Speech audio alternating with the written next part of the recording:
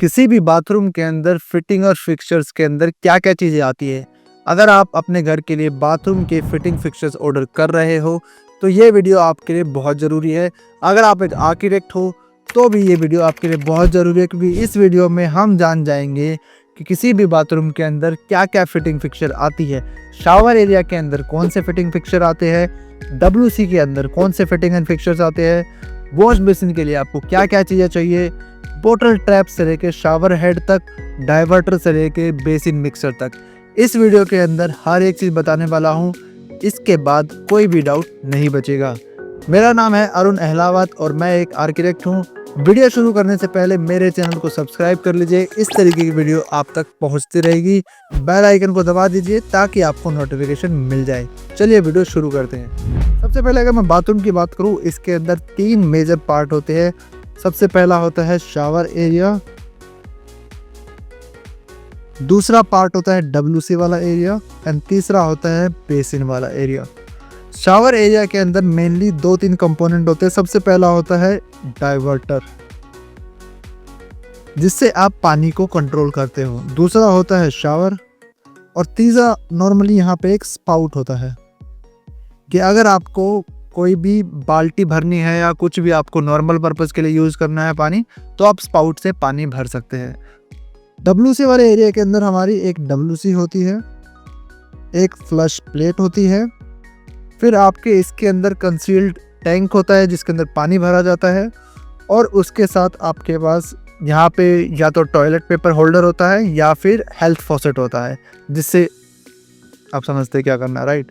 Basin वाले area के अंदर आपका वॉश बेसिन होता है और एक स्पाउट होता है, उसके अंदर हॉट एंड कोल्ड दोनों तरीके का पानी आता है। अब मैं एक एक करके आपको हर एक फिटिंग फिक्सचर के बारे में बताऊंगा, लेकिन शावर एरिया, डब्ल्यूसी एरिया और बेसिन एरिया, ये 3 मेन कंपोनेंट होते हैं। इसके अलावा बाथटब भी होता है, बहुत सारी चीज़ होते हैं, लेकिन इस वीडियो में मैं जनरल चीज़ें कैप्चर करूँगा जो किसी भी आम आदमी के लिए एक बाथरूम में होनी ज़रूरी है। सबसे पहले मैं शावर एरिया की बात करूँ तो शावर एरिया में डाइवर्टर लगता है, जिसमें हॉट एंड कोल्ड दोनों तरीके का पानी आता है। लेकिन इसमें नॉर्मली आपने देखा होगा इस तरीके का डाइवर्टर लगा होता है, लेकिन इसके अंदर एक कंसील्ड पार्ट भी होता है जो कि आपके ब्रिक वर्क के टाइम पे इंस्टॉल होता है। ये डाइवर्टर 2-3 तरीके के आते हैं, 2 वे डाइवर्टर, 3 वे डाइवर्टर और थर्मोस्टैटिक डाइवर्टर। 2 वे डाइवर्टर में क्या होता है कि इससे आप 2 डायरेक्शन में पानी सप्लाई कर सकते हो। 3 वे डाइवर्टर जहाँ पे आपको शावर एरिया में तीसरे फिटिंग की ज़रूरत पड़े। फॉर एग्जांपल, एक हमारे पास हैंड शावर है, एक हमारे पास सीलिंग शावर है और एक स्पाउट है, उस केस में आपको 3 वे डाइवर्टर पे जाना होगा। नॉर्मल डाइवर्टर के केस में भी 2 तरीके के डाइवर्टर आते हैं, एक आता है हाई फ्लो और एक नॉर्मल फ्लो। मैं सजेस्ट करूँगा आप हाई फ्लो डाइवर्टर पे जाएँ। तो ये कंसील्ड पार्ट आपका ब्रिक वर्क के टाइम पे लग जाएगा, उसके बाद फिनिशिंग के टाइम पे आपका ये प्लेट लगेगा। तो ये है डाइवर्टर। डाइवर्टर के अंदर एक ये बटन होता है। नॉर्मली अगर मैं जैक्वार की बात करूं, इस वीडियो में मैं जैक्वार की फिटिंग फिक्सचर यूज़ करने वाला हूं। तो जैक्वार की फिटिंग में मोस्टली ये बटन होता है जिससे आप डाइवर्ट कर सकते हैं पानी को। फॉर एग्जांपल, ये जो लीवर है नॉर्मली स्पाउट को चलाएगा, लेकिन जैसे आपने इस बटन को पुश किया, ये पानी शावर में भेजने लग जाएगा और आपका स्पाउट में पानी आना बंद हो जाएगा। तो इसको बोलते हैं डाइवर्टर। जो मैंने थर्मोस्टैटिक डाइवर्टर बताया, थोड़ा सा वो हाई एंड घरों में लगता है, लेकिन बेसिक चीज़ अगर मैं बताऊँ तो थर्मोस्टैटिक डाइवर्टर का काम होता है से पानी को डाइवर्ट करना, लेकिन उसके अंदर एक एक्स्ट्रा नॉब होती है जिससे आप पानी के टेम्परेचर को भी कंट्रोल कर सकते हो। शावर एरिया में दूसरा जो कंपोनेंट होता है वो होता है शावर। नॉर्मली शावर 2 तरीके से लगते हैं, एक दीवार के ऊपर और एक सीलिंग माउंटेड शावर। मैंने अभी वॉल माउंटेड शावर लिया है जिसके अंदर 2 मेन कंपोनेंट है। पहला होता है शावर आर्म और दूसरा होता है शावर जिससे पानी गिरेगा, राइट। इसके अंदर भी काफ़ी सारी कैटेगरी होती है। मैंने नॉर्मल हाई फ्लो शावर लिया है, लेकिन सीलिंग माउंटेड शावर में रेन शावर और लाइटिंग वाले शावर भी आते हैं, लेकिन बेसिकली हाई फ्लो शावर दीवार पे लगने वाला नॉर्मल यूज़ होता है। तो आपको इसमें 2 आइटम होगा, ध्यान रखना है। तीसरी जो चीज़ आती है शावर एरिया में, अगर आप हैंड शावर पे जाते हो, जो मैंने आपको बताया, उस केस में एक हैंड शावर आता है, एक फ्लेक्सिबल ट्यूब आती है और एक जो स्पाउट था उसमें भी 2 तरीके के स्पाउट आते हैं, एक नॉर्मल स्पाउट, दूसरा ये बटन के साथ। तो इसमें नॉर्मली क्या होता है कि आप हैंड शावर को स्पाउट से कनेक्ट कर देते हो। तो आप टू वे डाइवर्टर से 3 तरीके के फिक्सचर यूज़ कर सकते हो। पहला हमारा सीलिंग शावर हो गया, दूसरा हमारा स्पाउट हो गया और तीसरा हमारा हैंड शावर हो गया बिकॉज ऑफ दिस बटन। तो ये बटन यूज़ करने से आप तीनों फिटिंग्स में पानी ले जा सकते हो। नेक्स्ट जो चीज़ शावर एरिया पे आती है वो आती है ड्रेन। अब नॉर्मली ट्रेडिशनल ड्रेन आपने देखी होगी वो राउंड या स्क्वायर, वो उतनी अच्छी नहीं लगती। तो आजकल जो चलता है वो है ड्रेन चैनल। ड्रेन चैनल में 2 ऑप्शन आते हैं। पहला आता है एसएस जिसके ऊपर आपको जाली दिखाई देती है। दूसरा कंसील्ड ड्रेन चैनल जिसके अंदर क्या होता है, जो भी आप टाइलिंग या फ्लोरिंग में मार्बल या टाइलिंग आप ले रहे हो वो सेम टाइल का इंसर्ट आप ड्रेन में कर सकते हो। इससे थोड़ा नीट एंड क्लीन लुक आता है। तो शावर एरिया में मेन 3 कंपोनेंट थे, शावर इटसेल्फ, डाइवर्टर और स्पाउट, और बाकी फ्लोरिंग की ड्रेन्स। तो ये हो गया शावर एरिया। अब बात करते हैं डब्ल्यूसी एरिया। डब्ल्यूसी एरिया के अंदर सबसे पहले तो डब्ल्यूसी होता है, राइट। ये 2 तरीके की आती है, एक फ्लोर माउंटेड और वॉल माउंटेड। मैं हमेशा वॉल माउंटेड सजेस्ट करूंगा बिकॉज फ्लोरिंग उससे आप काफ़ी नीट एंड क्लीन होती है, ओवरऑल बाथरूम थोड़ा मॉडर्न लुक देता है और फ्लोर को साफ करना भी काफ़ी आसान हो जाता है। डब्ल्यूसी के बाद जो नेक्स्ट चीज़ आती है वो है सिस्टर्न। सिस्टर्न एक टैंक होता है जिसके अंदर आपका पानी फिल होता है एंड जब भी आप फ्लश करते हो तो इस टैंक के थ्रू आपका डब्ल्यूसी में पानी आता है। पहले के टाइम में आपने देखा होगा कि एक टैंक बाहर ही लगता था, लेकिन आजकल सब कंसील्ड सिस्टम चलता है। तो ये होता है कंसील्ड सिस्टम जिसको कंस्ट्रक्शन के टाइम पे ही आपको ब्रिक वर्क में ऐड करना होता है।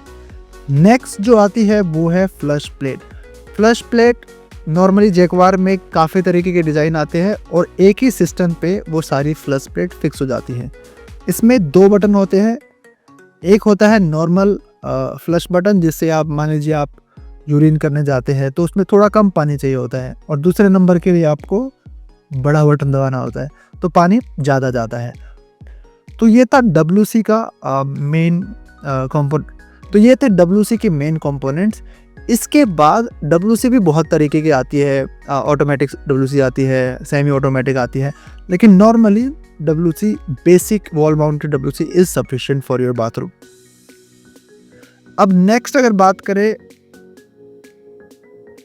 डब्ल्यूसी वाले एरिया के कुछ और एसेसरीज भी होती है, वो होता है सबसे पहले हेल्थ फॉसेट। आप जानते हैं किस लिए यूज होती है, राइट। नॉर्मली घरों में स्प्रे भी यूज़ होता है, लेकिन आजकल ट्रेडिशनल तरीका छोड़ दिया है वो बिकॉज थोड़े टाइम बाद वो ख़राब हो जाता है। तो हेल्थ फॉसेट सबसे ज़्यादा ज़रूरी है। फिर आ जाता है टॉयलेट पेपर रोल। जो लोग टॉयलेट पेपर का यूज़ करते हैं उनके लिए एक टॉयलेट पेपर होल्डर होना चाहिए, जो कि डब्ल्यूसी के नॉर्मली लेफ़्ट साइड में होता है बिकॉज राइट साइड में हमारा हेल्थ फॉसेट होता है। तीसरी चीज़ आती है एंगल वॉल्व। एंगल वॉल्व 2-3 तरीके से यूज होती है। एक तो हेल्थ फॉसेट से कनेक्ट होती है, राइट, ताकि अगर मान लीजिए आपको आपके हेल्थ फॉसेट से पानी ड्रिप करने लग गया तो आप एंगल वॉल्व को बंद कर सकते हो।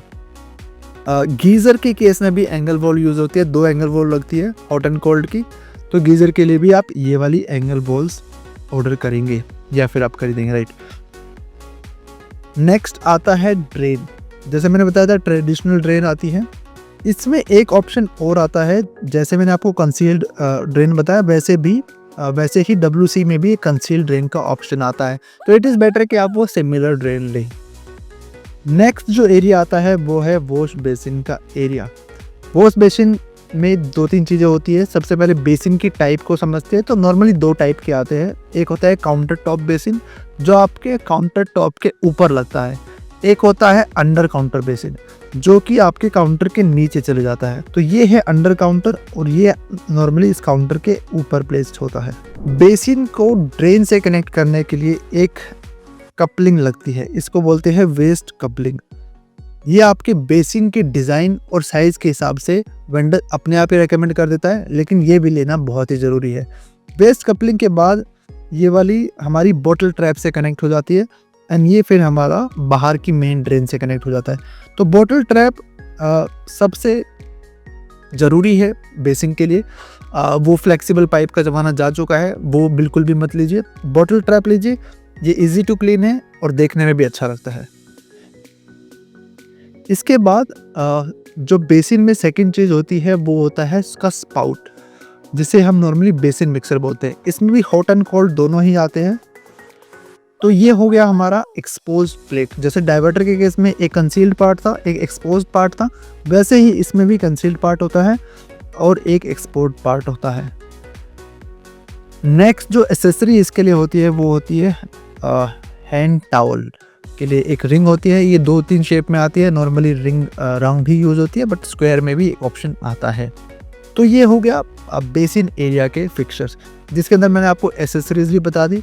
इसके अलावा भी 2-3 एसेसरीज होती है, जैसे सोप डिस्पेंसर हो गया या फिर कपड़े टांगने के लिए हुक्स हो गए जो आप डोर के पीछे लगाते हो। लेकिन ये मेन एसेसरीज और मेन फिटिंग्स थी किसी भी बाथरूम के लिए। तो आई होप इस वीडियो से आपको काफ़ी कुछ समझ में आया होगा। अगर आपको इन फिटिंग्स के बारे में और जानना है, कितने रुपए की आती है, जैक्वार में बेसिक कॉन्सेप्ट कितने रुपए में बन जाता है, क्या क्या चीज़ें आपको इसमें अपग्रेड करनी चाहिए अगर आपको थोड़ा हाई एंड पे जाना है, तो नीचे कमेंट करके ज़रूर बताइए, मैं एक वीडियो उस पर भी बना दूँगा। आई होप आपको वीडियो में मज़ा आया होगा। मिलते हैं नेक्स्ट वीडियो में।